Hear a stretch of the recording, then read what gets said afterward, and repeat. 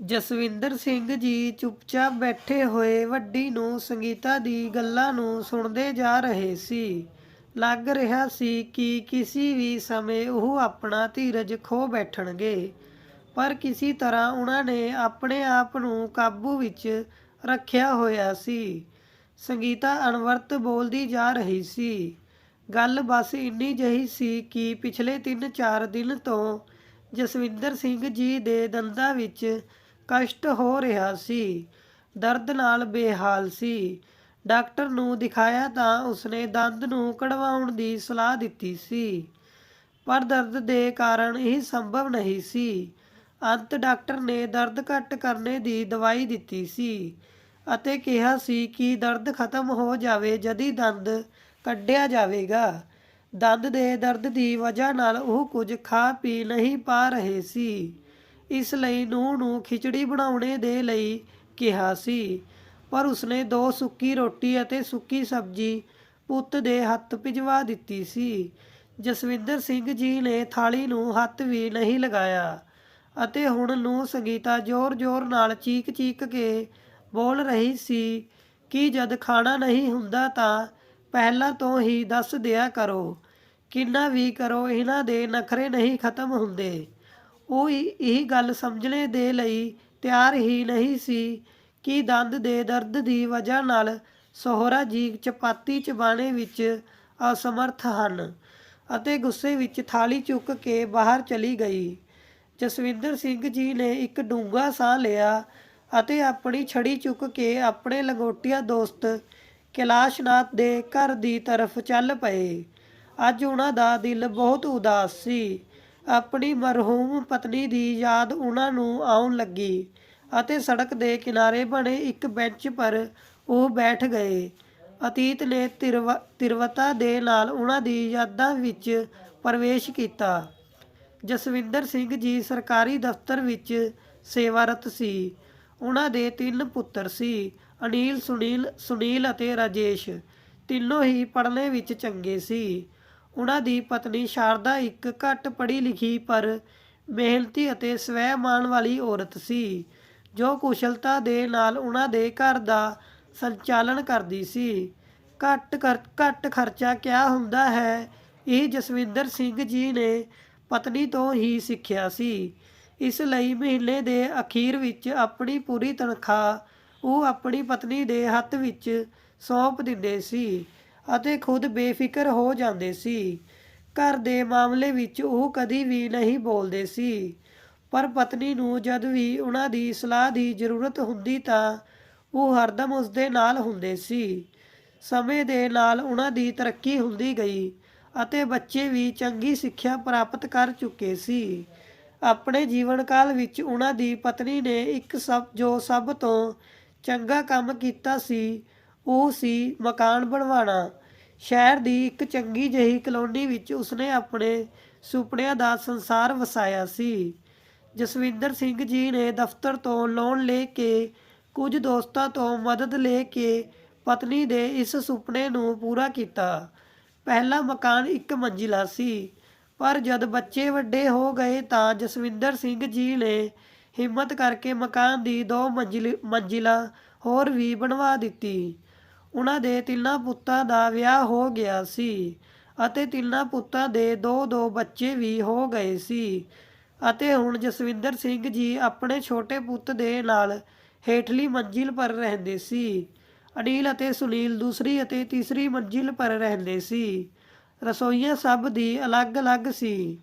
ਬਸ ਤਿਉਹਾਰ ਵਾਲੇ ਦਿਨ ਸਭ ਇੱਕ ਜਗ੍ਹਾ ਇਕੱਠੇ ਹੋ ਕੇ ਤਿਉਹਾਰ ਮਨਾਉਂਦੇ ਸੀ। ਮੂੰਹ ਤੋਂ ਤਾਂ ਕੋਈ ਕੁਝ ਨਹੀਂ ਕਹਿੰਦਾ ਸੀ, ਪਰ ਰਾਜੇਸ਼ ਦੀ ਪਤਨੀ ਨੂੰ ਬਹੁਤ ਤਕਲੀਫ ਹੁੰਦੀ ਸੀ ਕਿ ਸਾਰਾ ਕੰਮ ਮੈਨੂੰ ਹੀ ਕਰਨਾ ਪੈਂਦਾ ਹੈ। ਦੋਵੇਂ ਭਾਬੀਆਂ ਬਸ ਹੱਥ ਹਿਲਾਣੇ ਦੇ ਲਈ ਆ ਜਾਂਦੀ ਹਨ। ਦੂਜੇ ਪਾਸੇ ਦੋਨਾਂ ਦਾ ਕਹਿਣਾ ਸੀ ਕਿ ਭਾਈ ਰਸੋਈ ਤਾਂ ਤੇਰੀ ਹੈ ਤਾਂ ਜ਼ਿੰਮੇਦਾਰੀ ਵੀ ਤੇਰੀ ਹੈ, ਪਰ ਇਹ ਗੱਲਾਂ ਕਦੀ ਵੀ ਝਗੜੇ ਦਾ ਰੂਪ ਧਾਰਨ ਨਹੀਂ ਕਰ ਪਾਉਂਦੀ ਸੀ, ਕਿਉਂਕਿ ਸ਼ਾਰਦਾ ਜੀ ਖੁਦ ਵੀ ਇੱਕ ਮਿਹਨਤੀ ਔਰਤ ਸੀ, ਜੋ ਉਮਰ ਦੇ ਇਸ ਦੌਰ ਵਿੱਚ ਵੀ ਚੁਸਤ ਦਰੁਸਤ ਸੀ। ਸਾਰਾ ਦਿਨ ਕੁਝ ਨਾ ਕੁਝ ਕਰਦੇ ਰਹਿਣਾ ਉਹਨਾਂ ਦੀ ਆਦਤ ਸੀ। ਇਸੀ ਕਾਰਨ ਕੰਮ ਨੂੰ ਲੈ ਕੇ ਨੂੰਹਾਂ ਹੀ ਉਹਨਾਂ ਪਰ ਨਿਰਭਰ ਸੀ। ਜਸਵਿੰਦਰ ਸਿੰਘ ਜੀ ਜਦ ਵੀ ਆਪਣੀ ਪਤਨੀ ਦੇ ਨਾਲ ਬੈਠਦੇ ਸੀ ਤਾਂ ਕਹਿੰਦੇ ਸੀ ਕਿ ਹੁਣ ਸਾਨੂੰ ਕਿਸੇ ਪ੍ਰਕਾਰ ਦੀ ਚਿੰਤਾ ਨਹੀਂ ਹੈ, ਪੈਨਸ਼ਨ ਤਾਂ ਆਏਗੀ ਹੀ, ਬਸ ਆਰਾਮ ਨਾਲ ਗੁਜ਼ਾਰਾ ਹੋ ਜਾਵੇਗਾ। ਜਵਾਨੀ ਵਿੱਚ ਜੋ ਸੁਪਨੇ ਮੈਂ ਤੇਰੇ ਪੂਰੇ ਨਹੀਂ ਕਰ ਪਾਇਆ ਉਹ ਹੁਣ ਕਰੂੰਗਾ। ਅਤੇ ਪਤਨੀ ਹਲਕੇ ਨਾਲ ਮੁਸਕਰਾ ਕੇ ਆਪਣੀ ਸਹਿਮਤੀ ਪ੍ਰਗਟ ਕਰ ਦਿੰਦੀ ਸੀ। ਜਸਵਿੰਦਰ ਸਿੰਘ ਜੀ ਦਾ ਇਹ ਸੁਪਨਾ ਕਦੀ ਪੂਰਾ ਨਹੀਂ ਹੋ ਪਾਇਆ ਅਤੇ ਇੱਕ ਦਿਨ ਪਤਨੀ ਉਹਨਾਂ ਨੂੰ ਅਚਾਨਕ ਛੱਡ ਕੇ ਹਮੇਸ਼ਾ ਦੇ ਲਈ ਚਲੀ ਗਈ। ਜਸਵਿੰਦਰ ਸਿੰਘ ਜੀ ਦੀ ਤਾਂ ਜਿਵੇਂ ਦੁਨੀਆ ਹੀ ਉੱਜੜ ਗਈ। ਪਰ ਹੋਣੀ ਨੂੰ ਕੌਣ ਟਾਲ ਸਕਦਾ ਸੀ। ਜਿਸ ਪਤਨੀ ਦੇ ਇੰਨੇ ਯਤਨ ਨਾਲ ਮਕਾਨ ਦੀ ਨੀਂਹ ਬਣਾਈ ਸੀ ਉਸ ਵਿੱਚ ਹੁਣ ਤਰੇੜਾਂ ਪੈਣੀ ਸ਼ੁਰੂ ਹੋ ਗਈ ਸੀ। ਹਾਲਾਤ ਇੰਨੇ ਬਦਲ ਗਏ ਸੀ ਕਿ ਤਿਉਹਾਰ ਦੇ ਸਮੇਂ ਇੱਕ ਦੂਸਰੇ ਨੂੰ ਵਧਾਈ ਦੇਣੇ ਵਿੱਚ ਵੀ ਸਭ ਨੂੰ ਕਸ਼ਟ ਹੋਣ ਲੱਗਾ ਸੀ। ਸਾਰੇ ਆਪਣੀ ਆਪਣੀ ਗ੍ਰਸਤੀ ਵਿੱਚ ਮਸਤ ਹੋ ਗਏ ਸੀ। ਇੱਕ ਇਕੱਲੇ ਜਸਵਿੰਦਰ ਸਿੰਘ ਜੀ ਹੀ ਰਹਿ ਗਏ ਸੀ ਜੋ ਸਭ ਕੁਝ ਸਮਝ ਰਹੇ ਸੀ, ਪਰ ਉਮਰ ਦੇ ਇਸ ਦੌਰ ਵਿੱਚ ਆਪਣੇ ਆਪ ਨੂੰ ਬੇਸਹਾਰਾ ਜਿਹਾ ਮਹਿਸੂਸ ਕਰਨ ਲੱਗੇ ਸੀ। 2 ਦਿਨ ਪਹਿਲਾਂ ਹੀ ਉਹ ਜਦ ਅਚਾਨਕ ਘਰ ਵਿੱਚ ਵੜੇ ਤਾਂ ਉਹਨਾਂ ਨੂੰ ਪੁੱਤਾਂ ਅਤੇ ਨੂੰਹਾਂ ਦੀ ਆਵਾਜ਼ ਸੁਣਾਈ ਦਿੱਤੀ। ਉਹ ਚੁੱਪਚਾਪ ਖੜੇ ਹੋ ਗਏ ਅਤੇ ਉਹਨਾਂ ਦੇ ਦੁੱਖ ਦਾ ਟਿਕਾਣਾ ਨਾ ਰਿਹਾ ਜਦ ਉਹਨਾਂ ਨੇ ਸੁਣਿਆ ਕਿ ਤਿੰਨਾਂ ਪੁੱਤਾਂ ਨੇ ਉਹਨਾਂ ਨੂੰ 2-2 ਮਹੀਨੇ ਦੇ ਲਈ ਵੰਡ ਲਿਆ ਹੈ। ਛੋਟੀ ਨੂੰਹ ਨੂੰ ਸ਼ਿਕਾਇਤ ਸੀ ਕਿ ਜਦ ਮਕਾਨ ਵਿੱਚ ਸਭ ਦਾ ਬਰਾਬਰ ਦਾ ਹਿੱਸਾ ਹੈ ਤਾਂ ਪਿਤਾ ਜੀ ਦੀ ਸੇਵਾ ਵਿੱਚ ਵੀ ਸਭ ਦਾ ਬਰਾਬਰ ਦਾ ਹਿੱਸਾ ਹੋਣਾ ਚਾਹੀਦਾ। ਮੈਂ ਵੀ ਥੋੜ੍ਹਾ ਆਜ਼ਾਦ ਰਹਿਣਾ ਚਾਹੁੰਦੀ ਹਾਂ, ਜੋ ਪਿਤਾ ਜੀ ਦੇ ਕਾਰਨ ਸੰਭਵ ਨਹੀਂ ਹੋ ਪਾ ਰਿਹਾ। ਤਕਲੀਫ ਤਾਂ ਸਭ ਨੂੰ ਹੋ ਗਈ ਸੀ ਪਰ ਕੋਈ ਚਾਰਾ ਨਹੀਂ ਸੀ ਅਤੇ ਹੁਣ ਜਸਵਿੰਦਰ ਸਿੰਘ ਜੀ 3 ਹਿੱਸਿਆਂ ਵਿੱਚ ਵੰਡ ਗਏ ਸੀ। ਜ਼ਿੰਦਗੀ ਇਵੇਂ ਹੀ ਚੱਲਦੀ ਜਾ ਰਹੀ ਸੀ। 2 ਮਹੀਨੇ ਕਦੀ ਇੱਕ ਪੁੱਤ ਦੇ ਕੋਲ, ਫਿਰ ਦੂਸਰੇ ਅਤੇ ਫਿਰ ਤੀਸਰੇ ਦੇ ਕੋਲ। ਮੁਸੀਬਤ ਤਾਂ ਜਦ ਆਉਂਦੀ ਸੀ ਜਦ ਕਦੀ ਮਹੀਨੇ ਦੇ ਅੰਤ ਵਿੱਚ ਜੇਕਰ ਉਹਨਾਂ ਦੀ ਤਬੀਅਤ ਖਰਾਬ ਹੋ ਜਾਂਦੀ ਤਾਂ ਇਲਾਜ ਹੀ ਸੋਚ ਕੇ ਨਹੀਂ ਕਰਵਾਇਆ ਜਾਂਦਾ ਸੀ ਕਿ ਹੁਣ 2-4 ਦਿਨ ਦੇ ਬਾਅਦ ਦੂਸਰੇ ਪੁੱਤ ਦੇ ਕੋਲ ਤਾਂ ਜਾਣਾ ਹੀ ਹੈ, ਉਹ ਹੀ ਇਲਾਜ ਕਰਾ ਦੇਗਾ। ਅੱਜ ਜਸਵਿੰਦਰ ਸਿੰਘ ਜੀ ਦੇ ਸਬਰ ਦਾ ਬੰਨ੍ਹ ਟੁੱਟ ਗਿਆ ਸੀ। 2 ਦਿਨ ਪਹਿਲਾਂ ਹੀ ਉਹਨਾਂ ਨੇ ਆਪਣਾ ਦੰਦ ਨਿਕਲਵਾਇਆ ਸੀ। ਉਹਨਾਂ ਦਾ ਦਿਲ ਕੁਝ ਮਿੱਠਾ, ਕੁਝ ਗਰਮ, ਕੁਝ ਨਰਮ ਖਾਣੇ ਦਾ ਹੋ ਰਿਹਾ ਸੀ।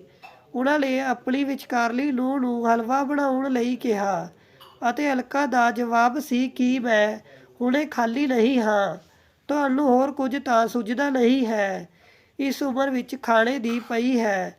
2 ਦਿਨ ਦੇ ਬਾਅਦ ਮੋਨਾ ਛੋਟੀ ਨੂੰਹ ਦੇ ਕੋਲ ਜਾਓਗੇ ਤਾਂ ਉੱਥੇ ਖਾ ਲੈਣਾ, ਮੈਂ ਕਿੱਟੀ ਪਾਰਟੀ ਦੇ ਲਈ ਲੇਟ ਹੋ ਰਹੀ ਹਾਂ।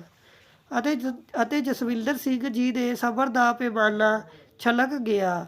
ਅੱਜ ਤੱਕ ਉਹ ਆਪਣੇ ਪੁੱਤ ਨੂੰਹ ਦੀ ਸਭ ਗੱਲਾਂ ਬਰਦਾਸ਼ਤ ਕਰ ਰਹੇ ਸੀ, ਅੱਜ ਤਾਂ ਹੱਦ ਹੋ ਗਈ।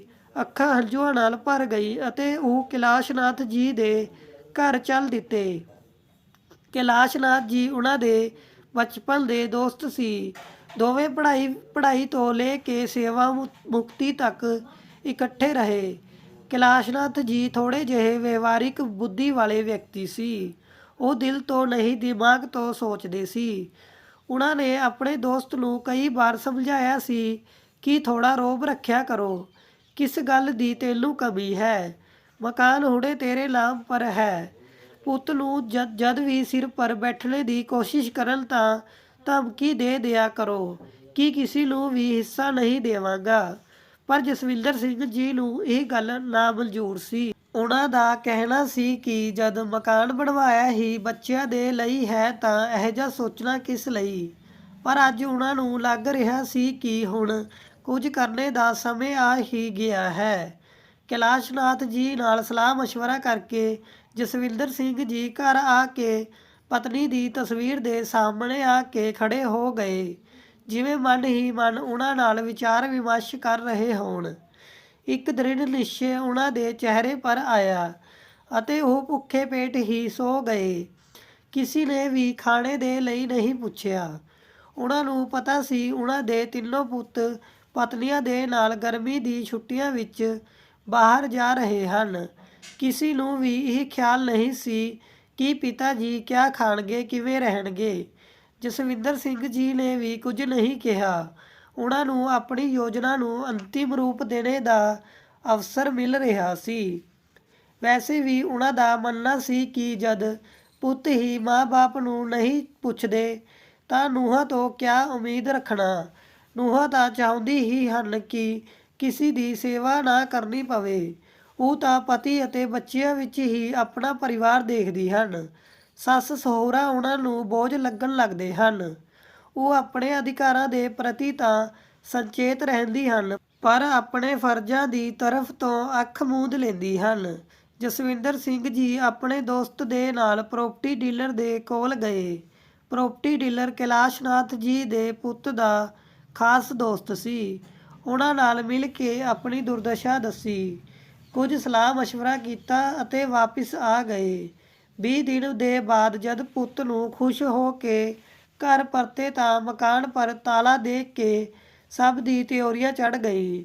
ਛੋਟੀ ਨੂੰ ਮੋਨਾ ਬੋਲਣ ਲੱਗੀ, ਹੱਦ ਹੋ ਗਈ ਲਾਪਰਵਾਹੀ ਦੀ। ਪਤਾ ਸੀ ਕਿ ਅਸੀਂ ਅੱਜ ਆ ਰਹੇ ਹਾਂ, ਘਰ ਨਹੀਂ ਬੈਠ ਸਕਦੇ। ਉਸਦੇ ਗੁੱਸੇ ਦਾ ਕਾਰਨ ਇਹ ਵੀ ਸੀ ਕਿ ਹੁਣ 2 ਮਹੀਨੇ ਪਿਤਾ ਜੀ ਨੂੰ ਉਸਦੇ ਕੋਲ ਹੀ ਰਹਿਣਾ ਸੀ। ਕਾਫੀ ਦੇਰ ਇੰਤਜ਼ਾਰ ਕਰਨੇ ਦੇ ਬਾਅਦ ਅਨਿਲ ਅਤੇ ਸੁਨੀਲ ਕੈਲਾਸ਼ ਨਾਥ ਜੀ ਦੇ ਘਰ ਦੀ ਤਰਫ ਚੱਲ ਪਏ ਅਤੇ ਉਹਨਾਂ ਦੇ ਪੈਰਾਂ ਥੱਲੋਂ ਜ਼ਮੀਨ ਖਿਸਕ ਗਈ ਜਦ ਉਹਨਾਂ ਨੂੰ ਪਤਾ ਚੱਲਿਆ ਕਿ ਪਿਤਾ ਜੀ ਨੇ ਮਕਾਨ 90 ਲੱਖ ਵਿੱਚ ਵੇਚ ਦਿੱਤਾ ਹੈ ਅਤੇ ਹੁਣ ਉਹ ਕਿੱਥੇ ਹਨ, ਕਿਸੇ ਨੂੰ ਕੁਝ ਪਤਾ ਨਹੀਂ।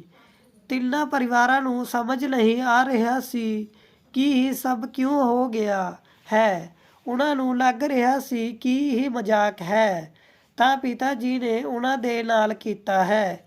ਗੁੱਸੇ ਵਿੱਚ ਤਿੰਨੋਂ ਭਾਈ ਉਬਲ ਰਹੇ ਸੀ। ਪਿਤਾ ਜੀ ਇਹੋ ਜਿਹਾ ਕਿਵੇਂ ਕਰ ਸਕਦੇ ਹਨ?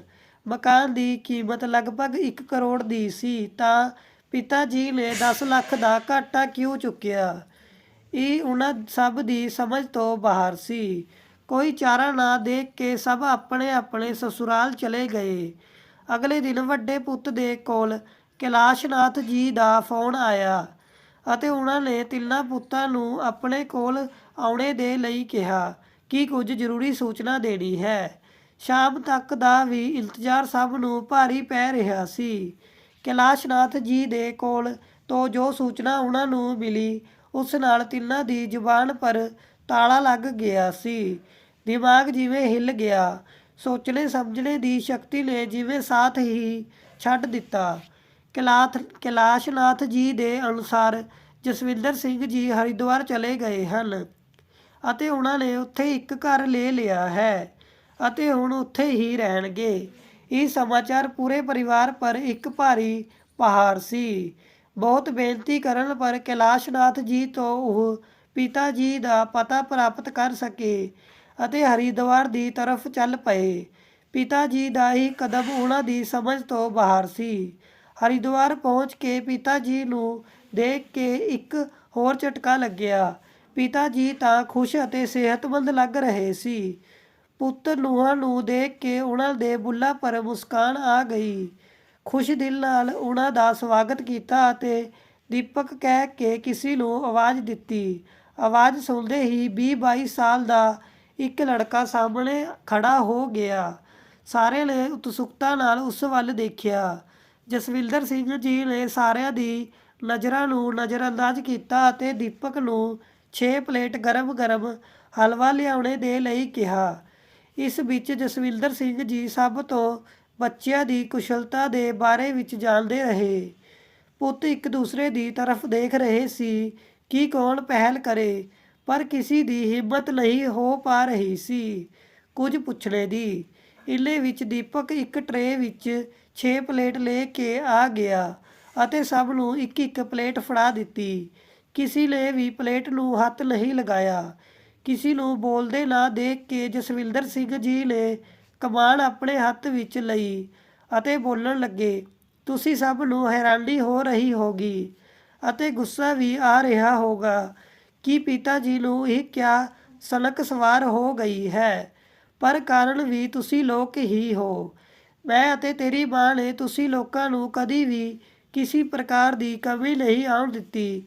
ਤੇਰੀ ਮਾਂ ਨੇ ਮੇਰੀ ਇੱਕ ਇਕੱਲੀ ਤਨਖਾਹ ਨਾਲ ਕਿੰਨੀ ਕੁਸ਼ਲਤਾ ਨਾਲ ਘਰ ਨੂੰ ਚਲਾਇਆ, ਇਹ ਮੈਨੂੰ ਤੁਸੀਂ ਸਭ ਨੂੰ ਦੱਸਣੇ ਦੀ ਜ਼ਰੂਰਤ ਨਹੀਂ ਹੈ। ਅਤੇ ਅੱਜ ਮੈਨੂੰ ਇਹ ਕਹਿਣੇ ਵਿੱਚ ਕੋਈ ਵੀ ਸ਼ਰਮ ਨਹੀਂ ਹੈ ਕਿ ਉਸਨੇ ਇਕੱਲੇ ਤੁਸੀਂ ਸਾਰਿਆਂ ਨੂੰ ਆਪਣੇ ਪਿਆਰ ਨਾਲ ਬੰਨ੍ਹ ਰੱਖਿਆ ਸੀ। ਪਰ ਤੁਸੀਂ 6 ਲੋਕਾਂ ਨੇ ਆਪਣੇ ਇੱਕ ਬਾਪ ਨੂੰ ਹੀ ਕਿਸ਼ਤਾਂ ਵਿੱਚ ਵੰਡ ਲਿਆ।